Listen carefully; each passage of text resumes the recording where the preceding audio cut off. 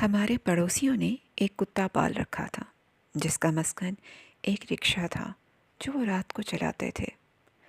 کتا سارا دن تو اپنے مسکن یعنی رکشے میں پڑا اونگتا رہتا تھا، لیکن رات کا اندھیرا ہوتے ہی ایسی آفت مچاتا کہ خدا کی پناہ کوئی چور یا ایرا غیرہ گلی میں سے گزر نہیں سکتا تھا۔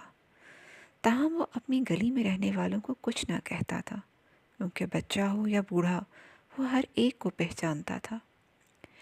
اسی محلے میں نوید بھی رہتا تھا، جو بڑا بے رحم اور سنگ دل تھا۔ چوری چکاری کرنا اور جانوروں کو ستانا اس کا مشغلہ تھا۔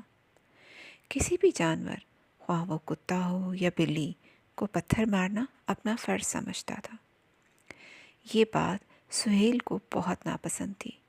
وہ نوید کو سمجھاتا کہ یار، ان جانوروں پر ظلم نہ کیا کرو، یہ بے زبان ہیں، لیکن ناحق ستانے سے اللہ تعالیٰ سے فریاد کرتے ہیں۔ پھر یہ بات اللہ تعالیٰ کو بھی ناپسند ہے کہ ہم اس کی بے زبان مخلوق کو ستائیں، لیکن نوید کب ایسی باتوں کا نوٹس لیتا تھا؟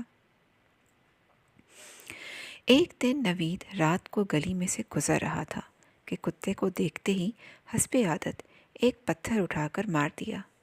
پھر کیا تھا، نوید کو کتے سے جان چھڑانی مشکل ہو گئی۔ نوید آگے آگے اور کتا مسلسل اس کے پیچھے پیچھے اس کے گھر تک آیا۔ نوید کو کتے کی اس حرکت پر بہت غصہ تھا۔ وہ کئی دنوں تک سوچتا رہا۔ آخر اس کے ذہن میں ایک ترکیب آئی۔ اس نے تھوڑا سا گوشت لا کر گلی میں مین ہول کے پاس ڈال دیا۔ پھر جیسے ہی کتا مین ہول کے پاس گوشت کھانے پہنچا، اس نے بڑی پھرتی سے اسے مین ہول میں دھکا دے دیا۔ شدید سردی کے دن تھے۔ وہ بے زبان پانی میں گرتے ہی زور زور سے چلانے لگا۔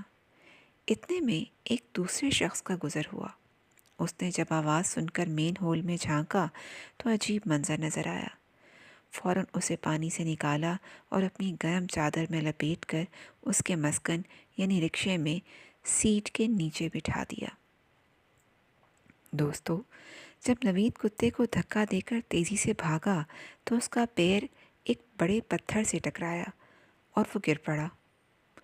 بڑی مشکل سے پڑوسیوں نے اس کو گھر پہنچایا، اور پھر جب اسے ہسپتال لے گئے اور ایکس رے ہوا تو رپورٹ کے مطابق ناقابل یقین حد تک اس کی ہڈی 2 ٹکڑے ہو چکی تھی۔ ڈاکٹروں نے اس کی ٹانگ کا آپریشن کر دیا۔ کچھ ماہ بعد جب وہ صحت یاب ہو کر بے ساکھی کے سہارے اس گلی سے گزر رہا تھا